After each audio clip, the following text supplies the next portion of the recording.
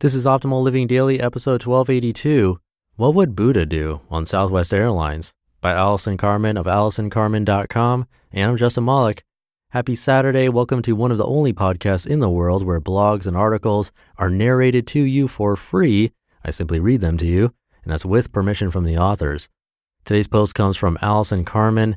She has an amazing blog, so let's get right to it and start optimizing your life. What Would Buddha Do on Southwest Airlines? By Allison Carmen of AllisonCarmen.com. A client of mine, Jen, recently took a flight from Florida to New York on Southwest Airlines for the first time. Those of you who have flown with Southwest know there is no assigned seating, but the airline does provide the option of paying an extra fee to get on the plane before other passengers to choose your own seat. Jen chose not to take advantage of this policy, and when she boarded for her seat, her choices were limited, not only because other passengers had paid this early boarding fee, but because they were saving seats for others who had not yet boarded. Apparently, one person in a group of those traveling had paid the fee and saved seats for others who had not paid. Jen was pretty annoyed by this, and when she came back from her trip, she asked me what I thought about it. From a more spiritual perspective, she said. Not wanting to pass a snap judgment, I paused in maybe. Her Southwest Airlines experience reminded me of a story my friend Elizabeth shared with me one time, and I told Jen the story.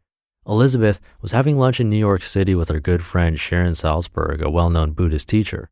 They were in a cafeteria-style restaurant where you wait in line to get your food and then hope to find a seat somewhere in the restaurant. When my friend Elizabeth got in line with Sharon, she saw how crowded the restaurant was. So she told Sharon what she wanted to eat and suggested she find them seats while Sharon waited in line and ordered. Sharon replied, "If you sit down now before we get our food, where will everyone in front of us in the line sit?"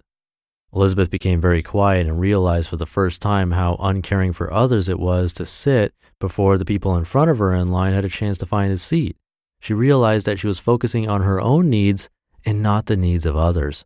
She thought about how society needs individuals to put others first in order to flourish. Elizabeth is one of the nicest people that I know, and she was not deliberately trying to prevent others from sitting down and enjoying a meal. She was just thinking about her lunch date with Sharon and forgot to connect with the needs of other people in the restaurant as well. Although at first glance the actions of some of the Southwest passengers are a little more aggressive than Elizabeth's impulse, the stories are actually quite similar. Like Elizabeth, the people who were breaking the seating rules of Southwest Airlines probably didn't think they were rude or bad people. They were simply putting their needs and desires first, believing they could save money and still sit with their friends, not thinking about how it could affect anyone else. In short, they weren't acting in a way that fostered a more successful, loving, and kind society. So what would Buddha do on Southwest Airlines? He probably wouldn't ask a friend to pay a fee so he could get a better seat for free.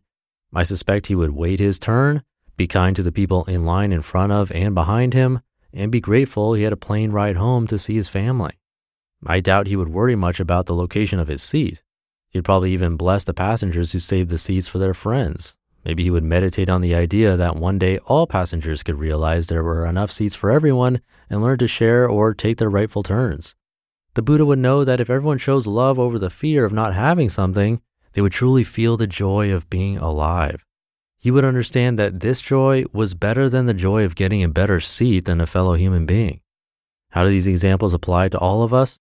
Most of us take our turn when we merge in traffic, hold the elevator door for our neighbors, and wait patiently in line at the bank or post office.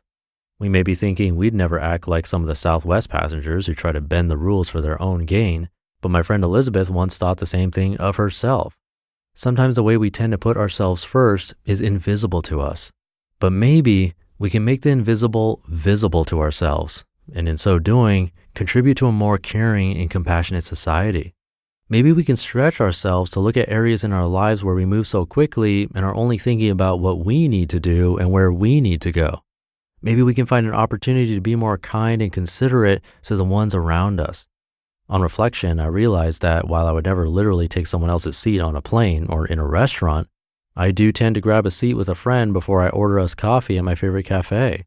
Also, I sometimes talk on my cell phone when I'm walking outside and am less considerate than I want to be to the ones around me. I see too that when I am busy, I'm less likely to stop and ask my neighbors how they are doing. These are simply some examples from my own life, but I'm sure we can all identify areas in our lives where we can slow down and be kinder to those around us. Maybe it's just a matter of being more aware that we are all in this line or plane, as the case may be, together. You just listened to the post titled, "What Would Buddha Do on Southwest Airlines?" by Allison Carmen of AllisonCarmen.com. Allison has such a great point in this one. I'm sure we can all think of a time where we did something similar and could have been a bit more considerate. Something to think about today, especially if you're having a busy day. And Allison is a friend of the show, always sharing it with her audience, which means a lot. Come back to her site to show her some support. And if you'd spread the word about what I'm doing here with any of your friends or family, maybe coworkers, that would mean a lot. Getting someone to subscribe for free in a podcast app is a great gift for both that person and me and the authors of our shows. So thank you for doing that. And thank you for being here. I'll be back tomorrow where your optimal life awaits.